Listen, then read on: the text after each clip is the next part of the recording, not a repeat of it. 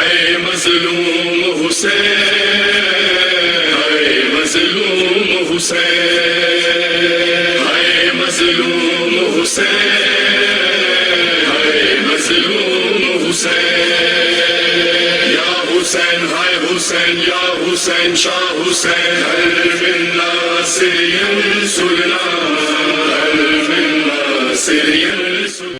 ومولانا ابی القاسم محمد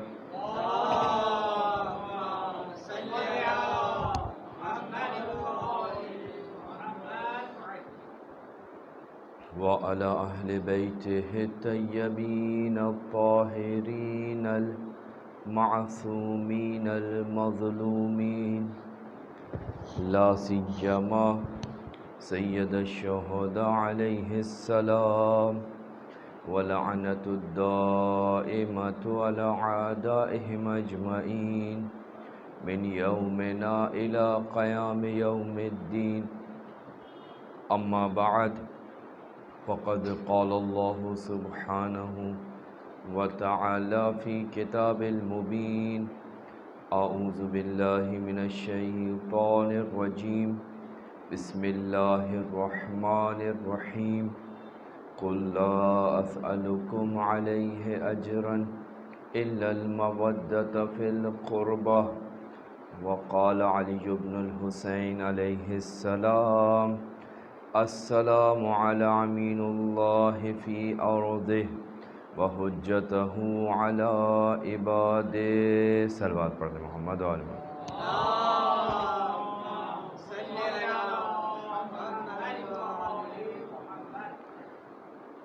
پروردگار آپ کی عبادات کو اپنی بارگاہ میں قبول فرمائے، آپ کو کوئی غم نہ دے سوائے غم اہل بیت کے. عزیزان محترم،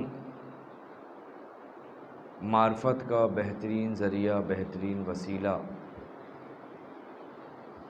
ائمہ معصومین علیہم السلام کی زیارات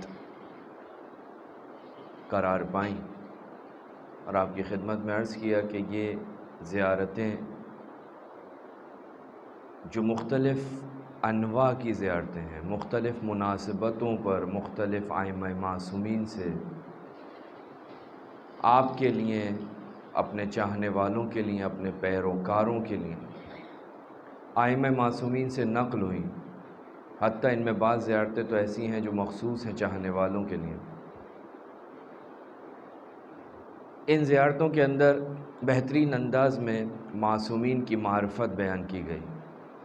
انہی زیارتوں میں ایک مستند، معتبر اور اعلیٰ مفاہیم پر مشتمل زیارت امین اللہ، جو چوتھے امام زین العابدین علیہ السلام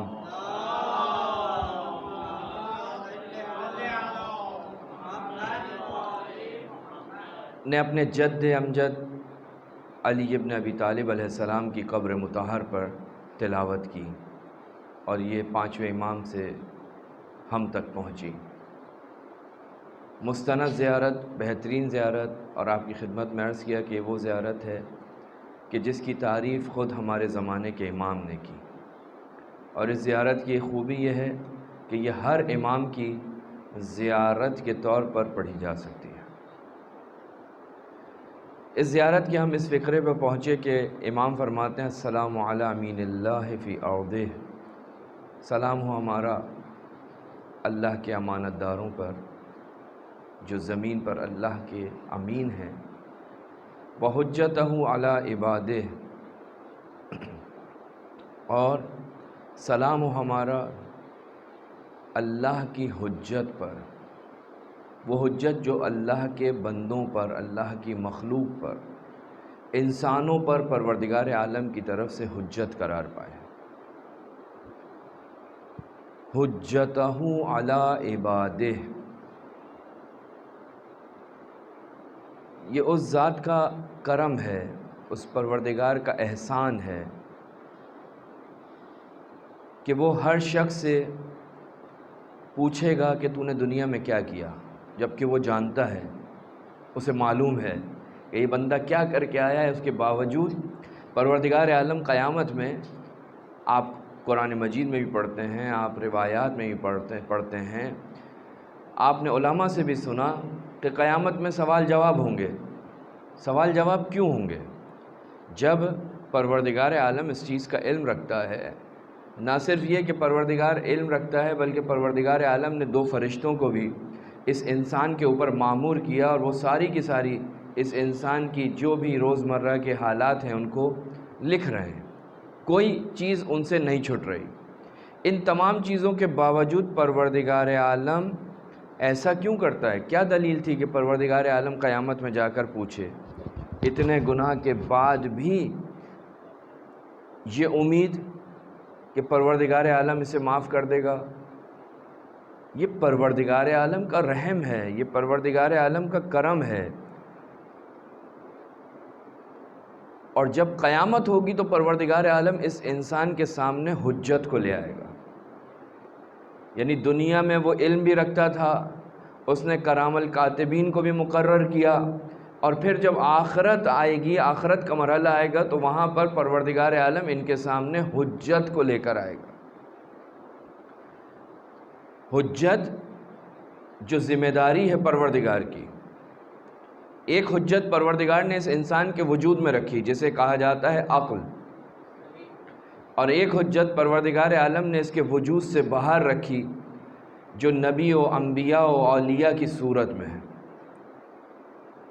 اور یہ حجت چاہے باطنی ہو چاہے ظاہری ہو، اس کی 2 قسمیں ہیں۔ میں نے ایک قسم کی طرف اشارہ کیا، میں نے کہا باطنی حجت عقل، ظاہری حجت اولیاء اوصیاء انبیاء۔ لیکن باطنی حجت جو کہ عقل تھی، اس کے مقابلے میں ایک اور چیز قرار دی جس کا نام تھا نفس۔ اس عقل اور نفس کی ہمیشہ جنگ رہتی ہے۔ نفس انسان کو برائی کی طرف لے کر جاتا ہے، اور عقل انسان کو صراط مستقیم کی طرف ہدایت کرتی ہے۔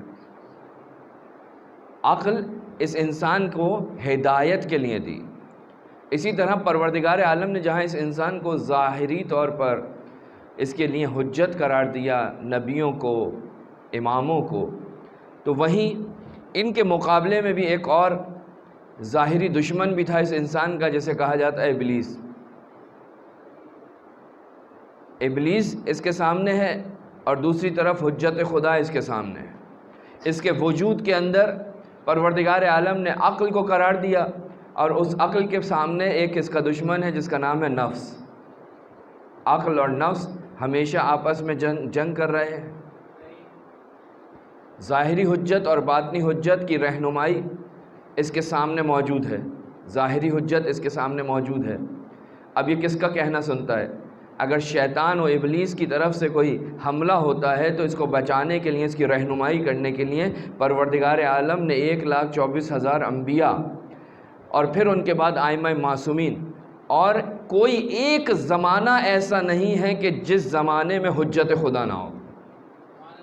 کوئی ایک زمانہ ایسا نہیں ہے کہ جہاں حجت خدا نہ ہو۔ میں نے گزشتہ روز بالکل اختتام کے وقت ایک جملہ عرض کیا تھا کہ امام کے مختلف شؤون ہیں، مختلف حیثیتیں ہیں۔ جب ہم کہتے ہیں کہ امام حجت خدا ہے تو یہ حجت خدا ہونا اس کی ایک الگ شان ہے، ایک الگ مقام ہے، اور مثلاً ولی اللہ ہونا اس کا ایک الگ مقام ہے، منصب امامت پر فائز ہونا اس کا الگ مقام ہے۔ یہ ضروری نہیں ہے کہ ہر حجت اللہ منصب امامت پر فائز ہو، ہر اللہ کی حجت منصب امامت پر فائز ہو، یہ ضروری نہیں ہے، لیکن یہ ضروری ہے کہ جو بھی امام ہے وہ حجت خدا ہو، جو بھی امام ہوگا وہ حجت خدا ہوگا۔ لہٰذا آپ کے پاس جو روایتیں ہیں، مستند روایتیں، وہ کیا کہتی ہیں؟ لولا حجہ لساخت الارض باہلہا۔ یہ روایت ہے مشہور، اہل سنت نے بھی اسے نقل کیا کہ اگر حجت خدا نہ ہو تو زمین ختم ہو جائے، تباہ و برباد ہو جائے، اپنے اندر رہنے والوں کو سب کو اپنے اندر نگل لے۔ اس مفہوم کی روایتیں ہمارے پاس موجود ہیں۔ کوئی زمانہ ایسا نہیں ہے کہ جو حجت سے خالی ہو، جو حجت سے خالی ہو۔ اب کسی کے ذہن میں اگر یہ سوال آئے کہ صاحب حضرت عیسیٰ کے بعد کوئی نبی نہیں تھا، زمانہ خالی تھا، نہیں، اس زمانے میں بھی حجت خدا موجود تھی۔ ضروری نہیں ہے کہ وہ نبی کی صورت میں ہو، ضروری نہیں ہے کہ وہ امام کی صورت میں ہو، ضروری نہیں ہے کہ وہ رسول کی صورت میں ہو۔ ممکن ہے کہ آپ اسے رسول و نبی اور امام کی صورت میں نہ دیکھیں، لیکن وہ اولیاء خدا جو حجت خدا ہیں وہ ہر زمانے میں موجود ہوتے ہیں۔ لہٰذا ہمارے پاس روایتیں موجود ہیں کہ رسول خدا کے جد جناب عبد المطلب ولی اللہ حجت اللہ تھے، حتیٰ جناب ابو طالب کے لیے روایتیں ملتی ہیں۔ یعنی یہ حضرت ابراہیم کے بعد جو سلسلہ چل رہا تھا دین حنیف کا، تو یہاں پر حجت خدا روئے زمین پر موجود تھی۔ روئے زمین کبھی بھی زمین حجت خدا سے خالی نہیں رہ سکتی۔ بس یہ ایک امام کی ایک الگ شان ہے، ہم امامت کے ساتھ نہ دیکھیں، یہ حجت خدا ایک الگ عنوان ہے۔ لہٰذا میں نے کل جو گفتگو کی تھی کہ صاحب امام کی یہ شان نہیں ہے کہ امام جو ہے کسی سے جا کر پانی مانگے، کیسے ہو سکتا ہے؟ حجتہ علی عبادہ، یہ جو پروردگار عالم کا یہ خلیفہ کہہ رہا ہے کہ یہ بندوں پر، انسانوں پر اللہ کی جانب سے حجت ہیں، تو اب حجت ضروری نہیں ہے کہ امام ہو ایک۔ لہٰذا ہمارے پاس جناب سیدہ کے بارے میں روایات ہیں کہ وہ حجت خدا ہے، وہ حجت خدا ہے۔ نہ صرف ہمارے اوپر حجت، بلکہ امام معصوم فرماتے ہیں جدتنا فاطمہ حجت علینا، صرف ہمارے اوپر حجت نہیں ہے بلکہ امام معصوم کہتے ہیں وہ ہماری جدہ سے جناب زہرا سلام اللہ علیہا، صلوات پڑھیں محمد وآل محمد۔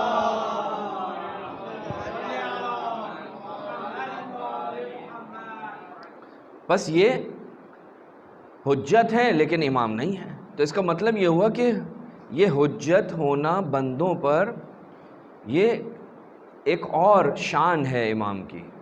امام کے منصبوں میں سے ایک منصب ہے حجت خدا ہونا۔ مقام حجت اللہ ہی ایک بلند مقام ہے۔ لہٰذا حسین نے اس مطلب کو سمجھایا ہے، لیکن لوگ نہیں سمجھ سکے۔ جو کم عقل تھے، جنہوں نے جذبات سے دیکھا، انہوں نے امام حسین علیہ السلام کی بہت سی باتوں کا انکار کر دیا۔ یہ صرف امام حسین کی باتوں کا انکار کا باعث نہیں بنے گا، بلکہ امام سے پہلے امام حسن کے بہت سے کام تھے، امام حسن سے پہلے مولا کائنات کے بہت سے کام تھے، جناب زہرا نے بہت سارے اعمال انجام دیے، رسول خدا نے بہت سارے ایسے اعمال انجام دیے کہ جن کو عام انسان دیکھ کر یہ کہنے پر مجبور ہو جاتا ہے کہ صاحب یہ لائق نبوت نہیں ہے، یہ عمل نبی کو نہیں زیب دیتا، نبی کو نہیں جچتا، امام کو نہیں جچتا۔ جیسے میں نے عرض کیا کہ بعض لوگ کہتے ہیں امام کیسے ہو سکتا ہے، امام پانی کا سوال کرے۔ ارے امام پانی کا سوال کر رہا ہے، امام آپ سے بہتر جانتا ہے کہ ذلت کس چیز میں ہے اور عزت کس چیز میں ہے۔ صلوات پڑھیں محمد وآل محمد۔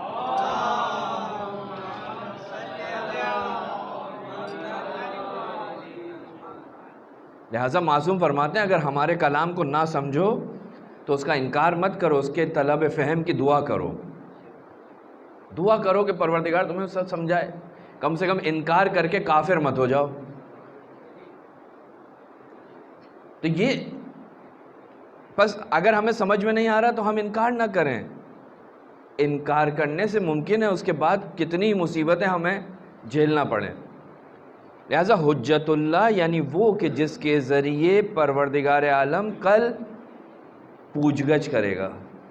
حجت اللہ یعنی کیا؟ وہ چیز، وہ ذات کہ جس کے ذریعے کل پروردگار عالم اس دنیا میں پوچھ گچھ کرے گا۔ کہا یہ تمہارے سامنے تھے یا نہیں تھے؟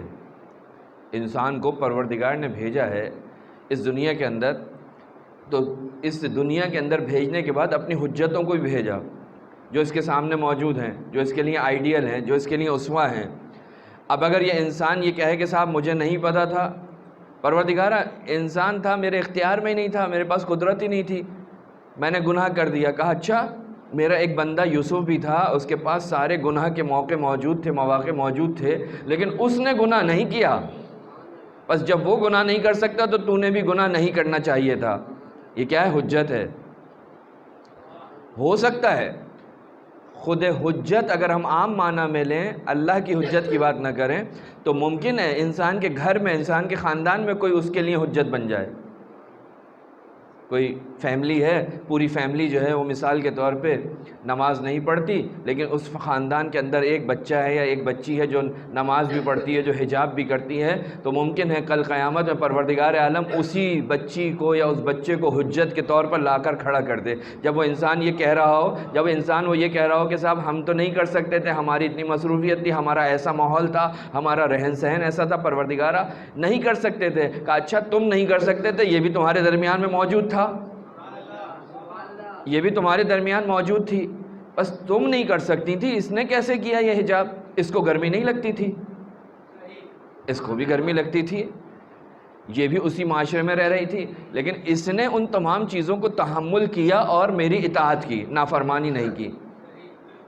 ممکن ہے کہ انسان کے گھر کا کوئی فرد، انسان کے خاندان کا کوئی فرد، انسان کے علاقے کا کوئی فرد اس کے لیے حجت کے طور پر اس کے سامنے لایا جائے، لیکن کچھ ہستیاں وہ ہیں کہ جن کو پروردگار عالم نے حجت بنایا ہے، حجت اللہ ہیں، وہ اللہ کی حجت ہیں، وہ ایسی حجتیں ہیں کہ اگر ان کے سامنے کوئی عمل انجام دے اور وہ اس پر خاموشی اختیار کریں تو وہ عمل کی تائید شمار ہوتی ہے۔ ضروری نہیں ہے کہ وہ اپنے زبان سے کسی کے عمل کی تائید کریں، بس امام کی ذمہ داری ہے اتمام حجت کرنا۔ لہٰذا امام حسین اگر کربلا کے اندر کھڑے ہو کر سوال کر رہے ہیں تو وہ اتمام حجت کر رہے ہیں۔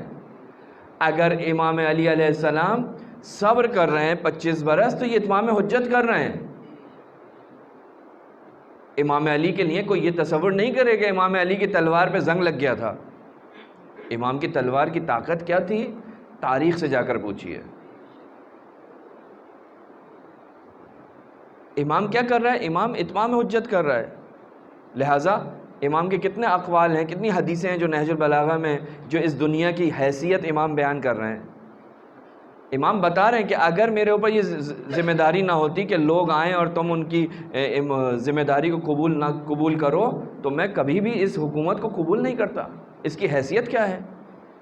امام حجت تمام کر رہا ہے۔ جناب زہرا سلام اللہ علیہا اگر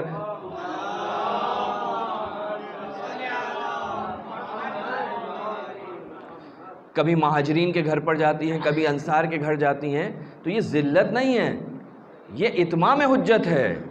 تو امام کو معصوم کو اس عنوان سے دیکھیے کہ وہ حجت خدا بھی ہے۔ کل مدینے کا رہنے والا جب پروردگار کی خدمت میں جائے گا تو اسے یہ کہنے کا حق نہیں ہوگا پروردگارہ مجھے کسی نے آ کر بتایا ہی نہیں تھا کہ علی کے دروازے پہ کیا ہو گیا۔ فاطمہ زہرا دروازوں پہ گئی تھی نا، فاطمہ زہرا نے جا کر بتایا تھا نا ایک ایک کو کہ دیکھو یہ ہو رہا ہے۔ بس جناب سیدہ حجت خدا ہے، لہٰذا دروازوں پر جا رہی ہیں۔ آپ اور میں یا کوئی ہم جیسا کوئی ناقص فہم انسان اگر یہ کہے کہ ذلت، تو یہ توہین ہے ائمہ معصومین کی، معصومین کی توہین ہے۔ ہیہات من الذلہ، ذلت ائمہ معصومین سے دور ہے۔ وہ ہیں کہ جن سے ہر قسم کی رجس کو، پلیدی کو پروردگار عالم نے دور کیا ہے۔ ذلت ان کے قریب نہیں آ سکتی، وہ عزیز ہیں اور ان کو اللہ نے عزیز بنایا ہے۔ لہٰذا ذلت کا سوچنا، یہ سوچنا کہ امام رسول خدا ہر روز احترام سے ملتے ہیں اور رسول خدا کے اوپر وہی افراد جن کا وہ احترام کر رہے ہوتے ہیں وہ کبھی غلاظت پھینک دیتے ہیں، کبھی پتھر برساتے ہیں، کبھی کچھ کرتے ہیں، کبھی کچھ کرتے ہیں، لیکن رسول خدا پھر ہر روز یہی، وہ اللہ کا نبی ہے، وہ حجت خدا ہے، اس کی ذمہ داری ہے کہ وہ حجت کو تمام کرے، حجت اللہ کی ذمہ داری ہے۔ لہٰذا اللہ کا نبی ان چیزوں پہ توجہ نہیں دیتا۔ بس حجت کے معنی کیا ہے؟ دلیل اور برہان۔ حجت یعنی دلیل، حجت یعنی برہان۔ اللہ نے انسان کو احسن تقویم پر جو خلق کیا، اس خلق کا مقصد کیا تھا کہ یہ کمال پر پہنچے انسان کو خلق کرنے کا مقصد کیا ہے؟ انسان کو ہدایت تک پہنچانا ہے، اور اس ہدایت کے لیے پروردگار عالم نے انبیاء کو، اوصیاء کو، اولیاء کو، ائمہ معصومین علیہم السلام کو بھیجا ہے۔ ارشاد ہوا قرآن مجید میں رسلا مبشرین و منذرین لئلا یکون للناس علی اللہ حجۃ بعد الرسل۔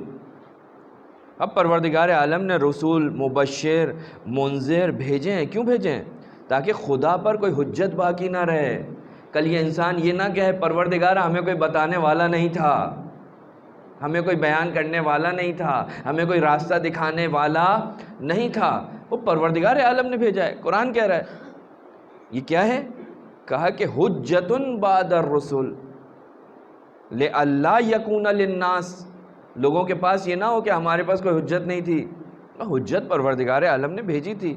بس یہ رسول، یہ اوصیاء، یہ اولیاء جو انسان کو کمال تک پہنچانے کے لیے بھیجے گئے، جن کی گفتار، جن کا عمل، جن کا سکوت مورد تائید پروردگار ہے۔ اب بشر کو کوئی عذر و بہانہ نہیں ہے، اب انسان کے پاس کوئی عذر اور بہانہ نہیں ہے کہ وہ ائمہ جو کہ رسول خدا کے جانشین ہیں، جو حجج اللہ ہیں، ان کی مخالفت کرے، ان کی مخالفت کرے۔ نہیں، وہ آئے ہیں، انہوں نے بتایا ہے۔ امام رضا علیہ السلام فرماتے ہیں ان الحجت لا تقوم للہ عز وجل علی خلقہ الا بامام حتی یعرف۔ پروردگار عالم نے حجت خدا،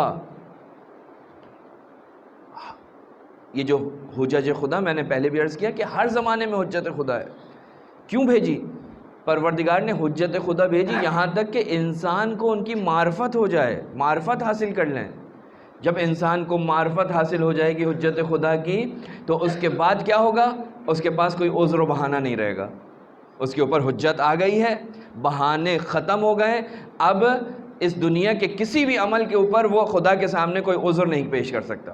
ہم نے حجت تمہارے سامنے بھیج دی تھی، اور یہ صرف دنیا میں حجت نہیں ہے بلکہ قرآن کی روشنی میں قیامت میں بھی حجت ہیں، یعنی دنیا میں بھی انہیں حجت بنا کر بھیجا، اور قیامت میں بھی یہ حجت کے طور پر انسانوں کے سامنے پیش کیے جائیں گے۔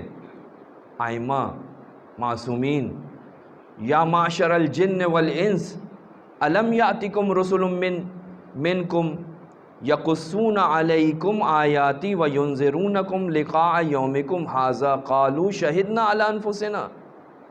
ائمہ کے لیے معصوم فرماتے ہیں حجج اللہ علی اہل الدنیا والآخرہ، یہ اللہ کی حجت ہیں دنیا میں بھی آخرت میں بھی، یعنی حجت صرف دنیا میں نہیں، آخرت میں بھی پروردگار عالم ان کو کھڑا کرے گا، اور یہ حجت کے طور پر اس انسان کے سامنے ہوں گے۔ بس ائمہ معصومین تمام مخلوقات پر، صرف انسانوں پر نہیں، تمام مخلوقات پر حجت ہیں۔ زیارت کے اندر اگرچہ یہ جملہ آیا ہے کہ عباد پر حجت، بندوں پر حجت، لیکن دوسری روایات کے اندر آیا ہے کہ یہ تمام کی تمام مخلوقات پر حجت ہیں۔ لَقَدْ كَانَتْ مَفْرُوضَةُ الطَّاعَةِ عَلَى جَمِيعِ مَنْ خَلَقَ السَّمَاوَاتِ وَالْأَرْضِ، تمام کی تمام چیزوں پر حجت ہیں، آسمان و زمین پر حجت ہیں، جن و انس پر حجت ہیں، وحوش پر، طیور پر، پرندوں پر، حشرات پر، حیوانات پر، سب پر حجت ہیں۔ لہٰذا جب حجت خدا، یہ انسان ہے کہ جو حجت خدا کی بات کو قبول نہیں کرتا، وگرنہ اس دنیا کی ساری مخلوقات حجت خدا کے سامنے خاضع دکھائی دیتی ہے، حجت خدا کے ہاتھ میں آ کر اللہ کی تسبیح پڑھتی ہوئی دکھائی دیتی ہے۔ امیر المومنین علی ابن ابی طالب علیہ السلام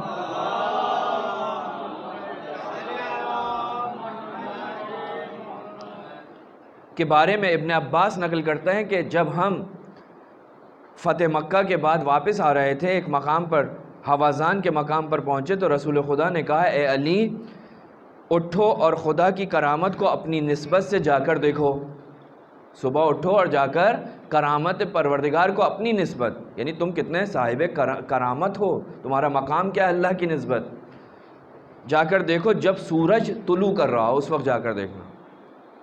ابن عباس کہتے ہیں کہ مجھے ساری زندگی میں کبھی کسی کی نسبت جو ہے وہ جیلسی نہیں ہوئی سوائے اس وقت کہ اللہ کے نزدیک علی کا مقام، رسول خدا کہتے ہیں جا کر دیکھو۔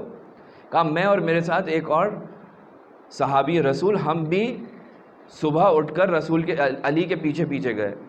کہا جب ہم گئے تو ہم نے کیا دیکھا؟ کہتے ہیں کہ علی اٹھے اور علی جب ایک مقام پر پہنچے تو ایک مرتبہ علی نے کہا السلام علیک ایھا العبد الصالح المطیع الداعب فی طاعت اللہ ربہ.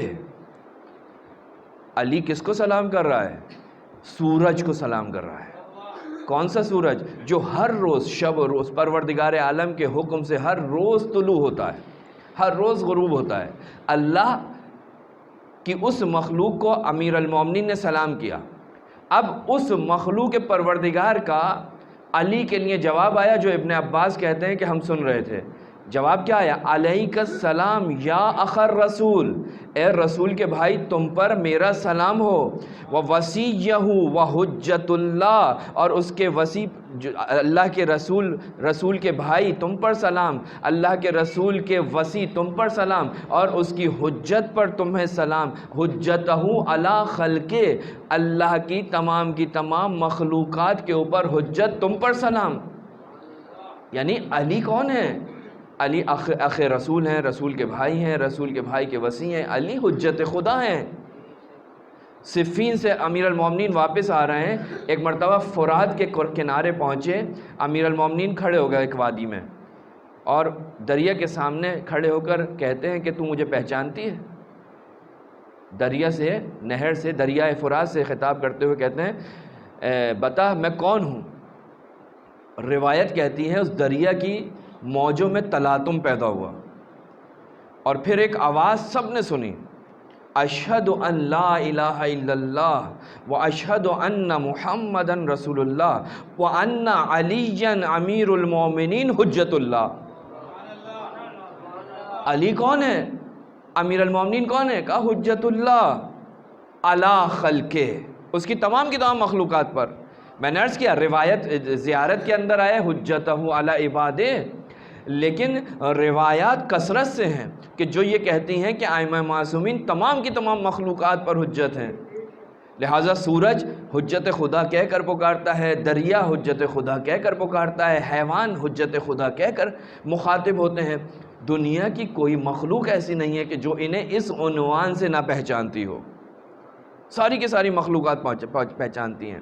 خود امیر المومنین فرماتے ہیں کہ انا و علی رسول خدا فرماتے ہیں انا و علی و فاطمہ والحسن والحسین وتسعۃ من ولد الحسین حجج اللہ علی خلقہ. کہ میں علی، فاطمہ، حسن، حسین اور حسین کے 9 فرزند حجت خدا ہیں خدا کی تمام مخلوقات پر. وَآدَاؤُنَا آدَاءُ اللہ، ہمارا دشمن اللہ کا دشمن ہے. وَأَوْلِيَاؤُنَا اولیاء اللہ، ہمارا دوست اللہ کا دوست ہے.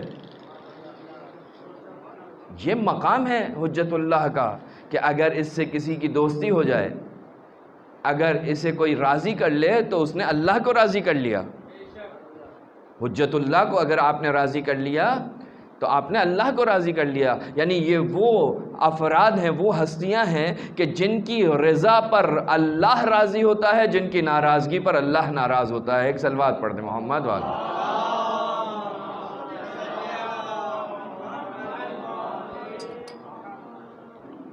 لہذا ابا سال جو ہے 8ویں امام سے کہتے ہیں، آج امام کی شہادت کا دن بھی 8ویں امام کے ایک روایت کے مطابق 17 صفر اور ایک روایت کے مطابق آخر صفر.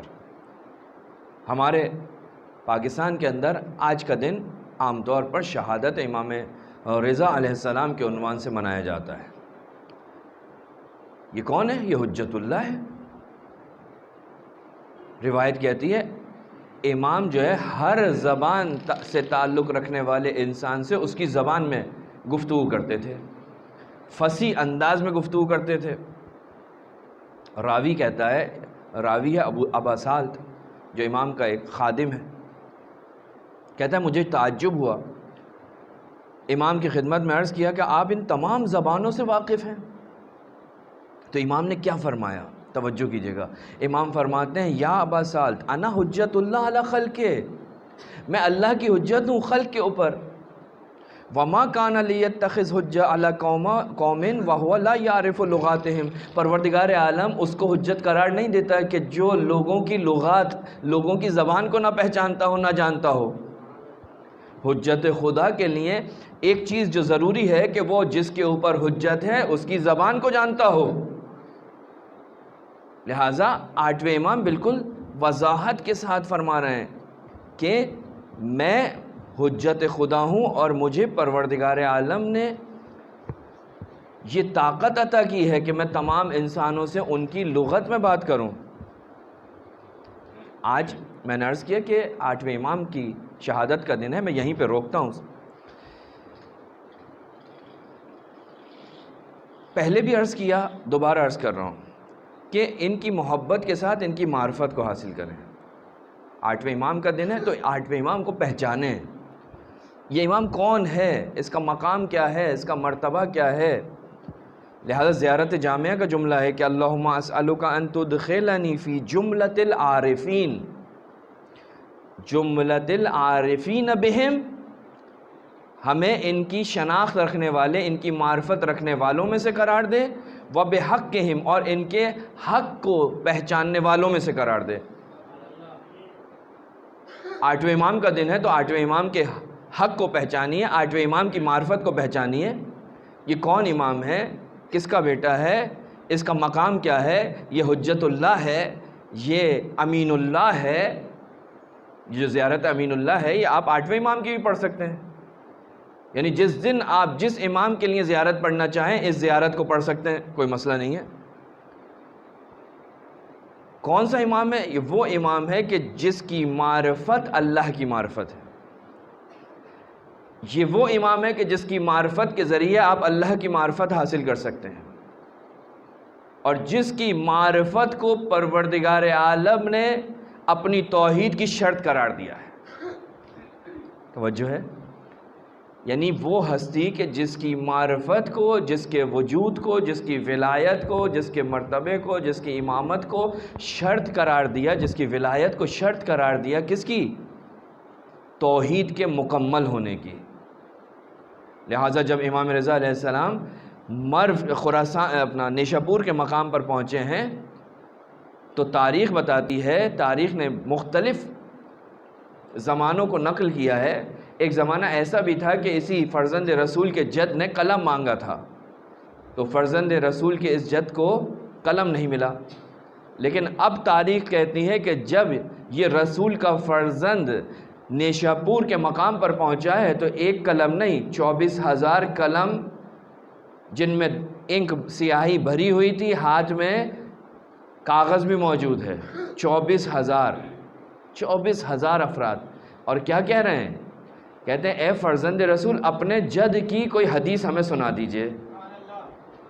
کیا اتنے سال گزر جانے کے بعد رسول خدا کی حدیث موجود نہیں تھی؟ رسول خدا کی حدیثیں تو موجود تھیں، لیکن وہ حدیث کے جس کو نقل کرنے والی ان کی اولاد ہو وہ بہت کم تھیں۔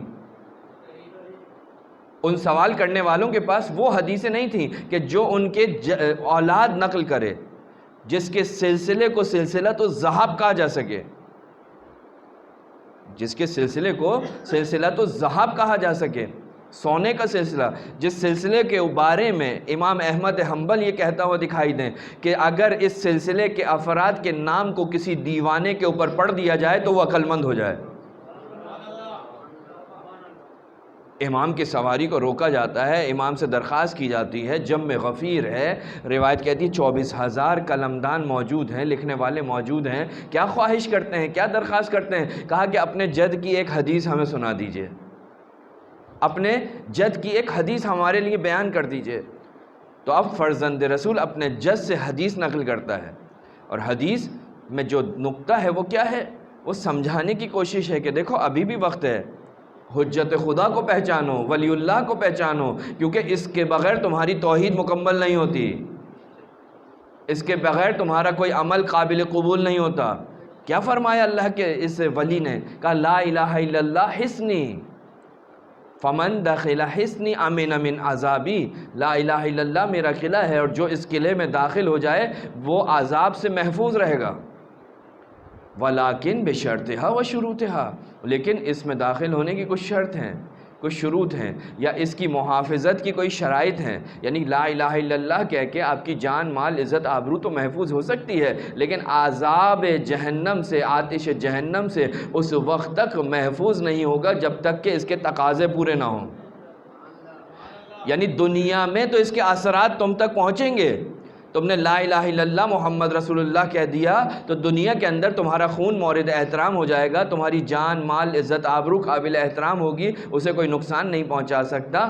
لیکن آخرت میں کوئی کسی چیز کی ضمانت نہیں ہے مگر یہ کہ اس کی شرائط پوری کی ہو تم نے لا الہ الا اللہ کی. تو 8ویں امام نے کیا فرمایا؟ کہا، روایت کہتی ہے کہ 8ویں امام نے جب یہ جملہ مکمل کیا، محمل کا پردہ گرا اور محمل آگے کی جانب بڑھی، اور پھر چند قدم کے بعد دوبارہ محمل رکی اور محمل کا پردہ اٹھا، اور امام نے اس محمل سے ایک جملہ ارشاد فرمایا، لیکن بشرطہا و شروطہا، لیکن اس کی کچھ شرائط ہیں، اس کی کچھ شروط ہیں، اس کے کچھ شرطیں ہیں. وَأَنَا مِن شُرُوطِهَا، اور میں اس کی شرائط میں سے ایک شرط ہوں. یعنی علی ابن موسیٰ رضا کی ولایت اگر قبول کر لی تو تم نے لا الہ الا اللہ کو مکمل طور پر قبول کر لیا. اب یہ لا الہ الا اللہ تمہیں آتش جہنم سے بچائے گا، لیکن اگر علی ابن موسیٰ رضا کی ولایت کو قبول نہیں کیا تو لا الہ الا اللہ اس دنیا میں تمہارے کسی کام میں نہیں آئے گا. ایک صلوات پڑھیں محمد والے.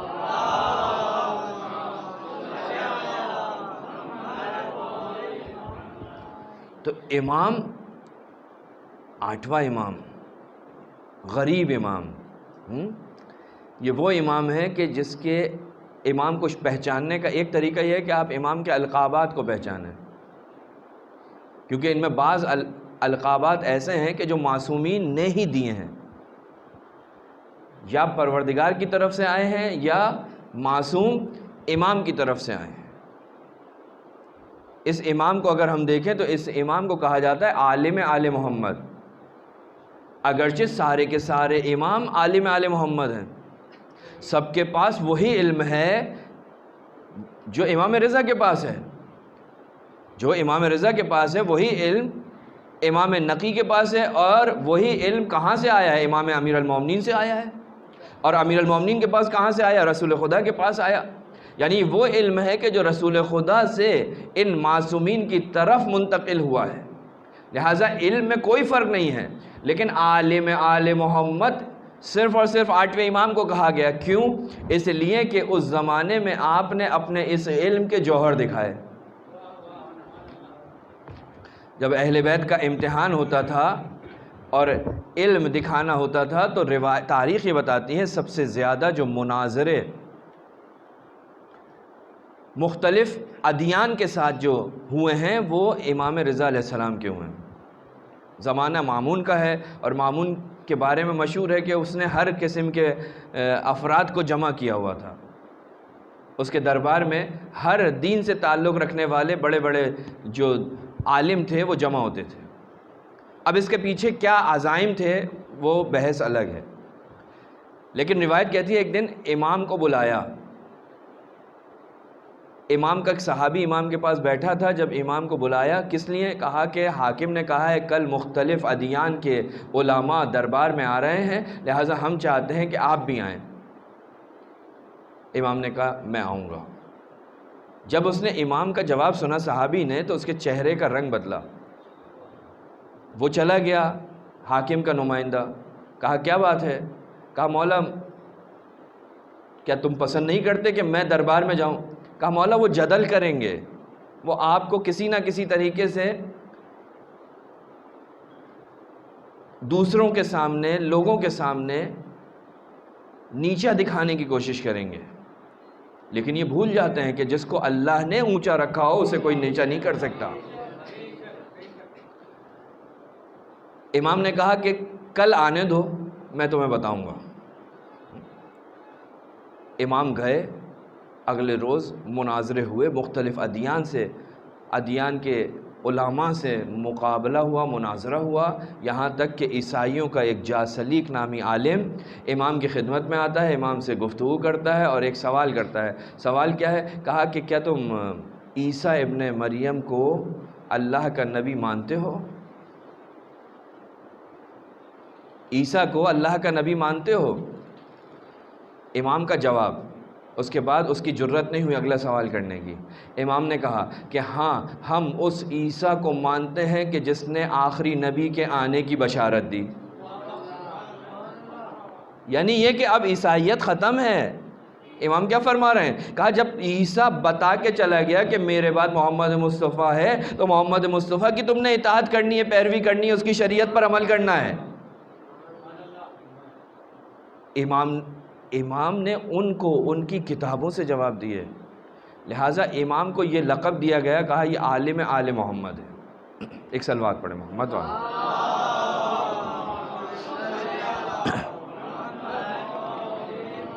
کون ہے یہ امام؟ یہ رؤوف امام ہے۔ السلام علیکہ یا امام الرؤوف، زیارت کے کلمہ ہے، زیارت کے کلمات ہیں۔ سلام ہو میرا امام رؤوف پر۔ رؤوف کسے کہتے ہیں؟ رؤوف یعنی مہربان، رؤوف یعنی مہربان۔ یہ بہت رؤوف ہے، رؤوف و کریم ہے، بہت مہربان ہے۔ کہا مہربان ہے۔ مہربان دو طرح کے ہوتے ہیں، یا میں یوں کہوں کہ رحمت کا معنی بھی مہربانی ہے اور رافت کا معنی بھی مہربانی ہے۔ اللہ رؤوف بھی ہے، اللہ رحیم بھی ہے۔ امام رحمت کا بھی مظہر ہے، امام رافت کا بھی مظہر ہے، لیکن فرق ہے رحمت اور رافت میں، دونوں مہربانیاں ہیں۔ فرق کیا ہے؟ فرق علماء لکھتے ہیں، کہتے ہیں کہ رحمت یعنی یہ رحمت وہ چیز ہے جو سب کے لیے ہوتی ہے۔ اللہ کی رحمت کسی کے ساتھ مخصوص نہیں ہے، چاہے کوئی مانگے چاہے کوئی نہ مانگے، اور رحمت پروردگار پہنچتی ہے۔ اور رحمت جو پہنچتی ہے اس کے لیے یہ ضروری نہیں کہ رحمت کے پہنچنے سے انسان کو تکلیف نہ ہو، یہ ضروری نہیں ہے۔ ہاں، کراچی والے اس کو بہت اچھی طرح درک کر سکتے ہیں۔ بارش کیا ہے؟ کہا رحمت پروردگار، لیکن جب پہنچتی ہے تو تکلیف ہوتی ہے، اگرچہ اس کے سبب ہم خود ہیں، لیکن رحمت کے پہنچنے میں ایسا کچھ نہیں ہے۔ ڈاکٹر محبت اور مہربانی کے ساتھ انسان کا علاج کرتا ہے، لیکن تکلیف دیتا ہے۔ ہاں، کسی کا پیٹ کاٹنا ہے تو وہ کاٹے گا، یہ اس کی رحمت کا تقاضا یہ ہے کہ وہ کاٹے، اگر نہیں کاٹے گا تو یہ ظلم کرے گا، لہٰذا تکلیف ہوگی۔ لیکن رافت کیا ہے؟ کہا کہ رافت جو ہے اس مہربانی کو کہتے ہیں جو صرف اور صرف پریشان لوگوں کے لیے ہے۔ یعنی اگر کوئی پریشان کسی کے پاس جائے اور اس سے سوال کرے تو اب جو اس کی مہربانی کی قسم ہوگی اسے کہتے ہیں رافت، اگر کوئی پریشان مانگنے آئے۔ اور دوسری چیز یہ کہ رافت میں تکلیف نہیں ہوتی، حاجت پوری ہو جاتی ہے، تکلیف نہیں ہوتی، اس کو کہتے ہیں رافت۔ بس رافت اور رحمت میں فرق ہے۔ یہ امام کون ہے؟ یہ امام رحمت پروردگار کا مظہر بھی ہے اور رافت پروردگار کا مظہر بھی ہے۔ اس کی عنایتیں اتنی ہیں کہ آپ سوچ نہیں سکتے۔ اور رافت کتنی ہے؟ رافت اتنی ہے کہ امام نہیں چاہتا کہ اس کے دربار میں، اس کے حرم میں آنے سے کوئی رک جائے۔ شیخ بہائی کا مشہور واقعہ علماء نے لکھا ہے۔ شیخ بہائی جو حرم امام رضا علیہ السلام میں جن کی قبر موجود ہے، انہوں نے ایک زمانہ تھا حرم کی تعمیر ہو رہی تھی، تو انہوں نے اس معمار سے کہا کہ میں سفر پر جا رہا ہوں، ضروری سفر پر، جب تک واپس نہیں آؤں اس وقت تک یہ جو مین دروازہ ہے، مرکزی دروازہ ہے، اس کی تعمیر مت کرنا۔ شیخ بہائی اس کو کہہ کے جا رہے ہیں۔ شیخ بہائی سفر پر گئے، لیکن اس کے پیچھے سے متولی حرم آ کر اس معمار سے کہتا ہے جلدی سے بناؤ۔ کہا شیخ بہائی نے یہ کہا تھا، کہا میں تم سے کہہ رہا ہوں اس کام کو جلدی ختم کرو، شیخ بہائی کے آنے سے پہلے دروازہ بنا دو۔ دروازہ بن گیا، شیخ بہائی پہنچے، شیخ بہائی نے دیکھا دروازہ بنا ہوا ہے، ان کو اچھا محسوس نہیں ہوا، معمار کے پاس گئے، کیا بات ہے، کیوں بنایا؟ میں نے تمہیں منع کیا تھا۔ کہا میں کیا کروں، حرم کا متولی آ رہا تھا بار بار، اس نے بنوایا۔ حرم کے متولی کے پاس گئے، کہا کہ مجھے امام رضا علیہ السلام بار بار آ کر یہ کہتے تھے کہ جلدی سے اس دروازے کو مکمل کرواؤ، میں نہیں چاہتا کہ کوئی گناہ گار میرے دروازے سے اندر داخل نہ ہو، جو گناہ گار ہے اس کے لیے میرا دروازہ کھلا ہوا ہے، میں نہیں چاہتا اس دروازے پر کسی کو کوئی مشکل پیش آئے۔ بس یہ جملہ سننا تھا ایک مرتبہ شیخ بھائی کہتے ہیں کہ یا اے ستار العیوب امام، یعنی شیخ بھائی جو یہ چاہتے تھے کہ یہاں سے گناہگار اور برے افراد حرم کے اندر داخل نہ ہوں، امام کو یہ بات، یہ ادب پسند نہیں آئی۔ امام نے کہا کہ اس کے آنے سے پہلے اس دروازے کو مکمل کر دو۔ ایک صلوات پڑھیں محمد وآل محمد۔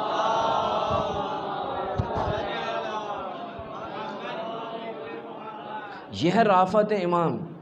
جب امام خراسان پہ پہنچے ہیں نا تو امام سے ہر کسی کو ملنے کی اجازت نہیں تھی۔ روایت کہتی ہے کہ ایک مرتبہ ایک شخص تھا، چاہنے والا تھا، جس کا پیشہ حجامت تھی، حجام تھا۔ اس پیشے کا سہارا لے کر امام کی خدمت میں پہنچا۔ امام کی خدمت میں پہنچا، کہا کہ میں چاہتا ہوں آپ کی اصلاح کروں، آپ کی داڑھی، آپ کے بالوں کی۔ امام نے کہا ٹھیک ہے۔ اصلاح کر رہا تھا، اچانک اس کے ذہن میں ایک خیال آیا۔ خیال کیا آیا؟ خیال یہ آیا کہ میں امام سے کوئی اس کی اجرت لوں۔ جیسے ہی اس کے ذہن میں یہ خیال آیا، امام نے جس پتھر کے اوپر وہ اپنی کینچی کو تیز کر رہا تھا اس کی طرف نگاہ کی، وہ سونے میں تبدیل ہو گیا۔ امام نے کہا یہ تیری اجرت۔ کہا مولا یہ اجرت نہیں چاہیے۔ کہا یہ اجرت نہیں چاہیے۔ کہا پھر؟ کہا کہ میں چاہتا ہوں کہ آپ اپنا ایک لباس مجھے دے دیں، جب میں اس دنیا سے جاؤں تو وہ میرا کفن ہو۔ امام نے کہا اچھا ٹھیک ہے۔ پھر ایک جملہ کہا مولا ایک اور حاجت ہے۔ کہا بول۔ کہا مجھے احتضار کے وقت سے بہت خوف ہوتا ہے، میں چاہتا ہوں کہ جب میں اس دنیا سے جا رہا ہوں تو آپ اس وقت میرے سرہانے تشریف لائیں۔ امام نے کہا ٹھیک ہے، وعدہ ہو گیا۔ اب راوی کہتا ہے کہ ایک مرتبہ امام خراسان میں تشریف فرما تھے، ایک مرتبہ امام کی زبان پر یہ جملہ آیا لبیک لبیک لبیک، اور پھر امام آنکھوں کے سامنے سے جدا ہوئے، غائب ہوئے، اور کچھ دیر کے بعد واپس آئے۔ کہا کہ وہ حجام اس دنیا سے چلا گیا، میں اسے آخری مقام تک چھوڑ کر آ رہا ہوں۔ یہ ہے امام رؤوف، یہ ہے اس کی محبت، یہ ہے اس کی رحمت، یہ ہے اس کی رافت۔ یہ امام وہ ہے کہ جو رضا ہے، بہت جلدی راضی ہونے والا، سریع الرضا، بہت جلدی راضی ہو جانے والا۔ کیسے کیسے تکلیفیں امام کو نہیں پہنچائیں، لیکن امام بہت جلدی راضی ہوتے تھے، بہت جلدی۔ امام کے اپنے خاندان والے امام کو کتنی تکلیفیں پہنچائی ہیں، اپنے سگے رشتہ داروں نے۔ علماء نے لکھا ہے کہ یہ جو غریب الغربا کہا گیا ہے، یہ اس وجہ سے نہیں کہ صرف گھر سے دور ہونے والا غریب ہوتا ہے، بلکہ وہ بھی غریب ہوتا ہے جو اپنوں کے درمیان رہتا ہو لیکن اپنے اس کا خیال نہ کرتے ہوں۔ وہ بھی غریب ہوتا ہے کہ جو اپنے گھر والوں کے، رشتہ داروں کے، خاندان والوں کے درمیان میں رہتا ہو لیکن اپنے لوگ اس کو تکلیف پہنچاتے ہوں۔ امام اپنے خاندان والوں کے درمیان رہتے ہوئے مدینے میں غریب تھے۔ ہے غریب الغربا، سریع الرضا، یہ وہ امام ہے، علم غیب رکھنے والا۔ یہ امام مرو میں کس طرح سے اس دنیا سے رخصت ہو رہا ہے۔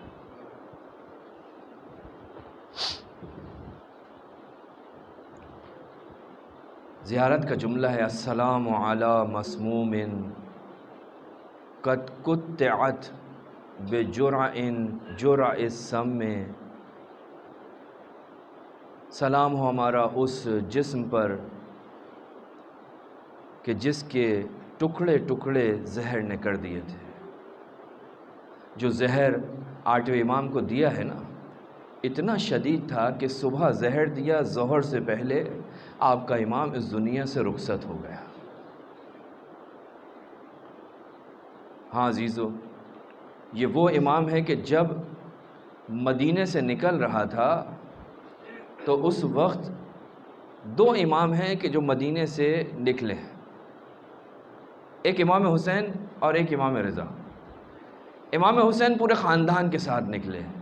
جب امام حسین مدینے سے نکلے نا تو امام حسین نے کسی سے یہ نہیں کہا تھا گریہ کرو، میرے اوپر ماتم کرو۔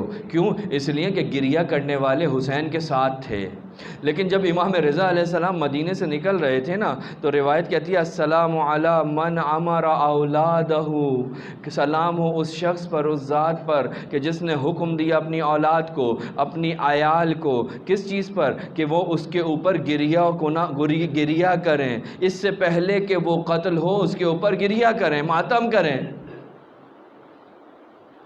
امام رضا علیہ السلام کے بارے میں ملتا ہے جب آپ مدینے سے رخصت ہو رہے تھے تو امام جواد علیہ السلام کے جو 4 سال کے تھے، آپ کا ہاتھ پکڑا، نانا کے روزے پر پہنچے، کہا اے اللہ کے نبی اس جواد کو میں آپ کے سپرد کر کے جا رہا ہوں، میں آپ کے سپرد جواد کو کر کے جا رہا ہوں۔ روایت کہتی ہے کہ امام جواد علیہ السلام مدینے میں غلام امام کے ساتھ موجود ہے۔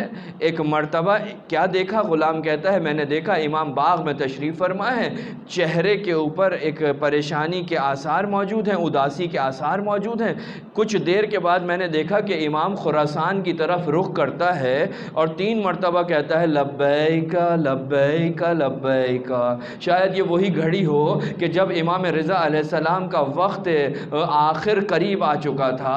ہاں عزیز و تاریخ نے لکھا ہے، امام کا غلام کہتا ہے کہ ایک مرتبہ امام جب مامون کے دربار میں گئے ہیں نا تو مجھ سے کہہ کر گئے اے ابا سال جب میں واپس آؤں دیکھو اگر ابا میرے سر پر ہو تو مجھ سے کلام مت کرنا، سمجھ لینا کہ میرا آخری وقت قریب ہے، مجھے زہر دیا جا چکا ہے، اور اگر میرے سر پر ابا موجود نہ ہو تو مجھ سے گفتگو کرنا۔ تاریخ کہتی ہے غلام کہتا ہے کہ میں دعا کر رہا تھا کہ جب امام آئیں تو امام کی ابا سر پر موجود نہ ہو، لیکن جب امام گھر میں داخل ہوئے تو میں نے دیکھا امام کے سر پر ابا پڑی ہوئی ہے، بس یہ دیکھنا تھا، ساری کی ساری آس ٹوٹ گئی۔ امام اپنے حجرے میں چلے گئے اور اس طرح سے تڑپ رہے تھے جیسے کسی انسان کو سانپ اگر ڈھس لے، اس طرح سے امام تڑپ رہے ہیں۔ تاریخ کہتی ہے امام نے غلام سے کہا دروازے کو بند کر دو، گھر کے دروازے کو بند کر دو۔ غلام نے گھر کا دروازہ بند کیا، ایک مرتبہ اندر آنے کے بعد دیکھا تو حیات خانہ میں ایک چھوٹا سا بچہ بیٹھا ہوا ہے۔ جب بچے کو دیکھا کہ کہا اے بیٹا تم کون ہو، تم کون ہو؟ کہا یہاں کیسے آئے ہو؟ کہا میں وہ ہوں کہ میں یہاں جس نے مجھے مدینے سے خراسان پہنچایا اسی نے مجھے اس گھر میں داخل کر دیا۔ کہا تم کون ہو؟ کہا کہ میں علی ابن موسیٰ رضا کا فرزند ہوں۔ کہا اچھا۔ ایک مرتبہ امام کے حجرے کے اندر گیا،